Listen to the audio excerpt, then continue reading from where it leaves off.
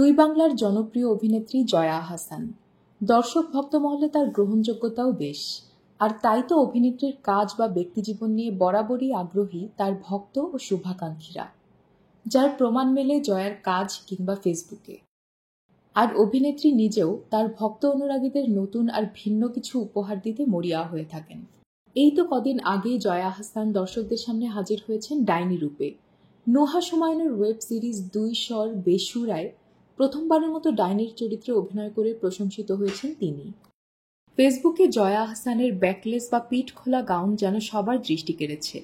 ছবিগুলো প্রকাশের ঘণ্টাখানেকের মধ্যেই রিঅ্যাকশন পড়েছে প্রায় ৬,০০০, আর মন্তব্যের ঘরও পূর্ণ হচ্ছে নানা কথায়।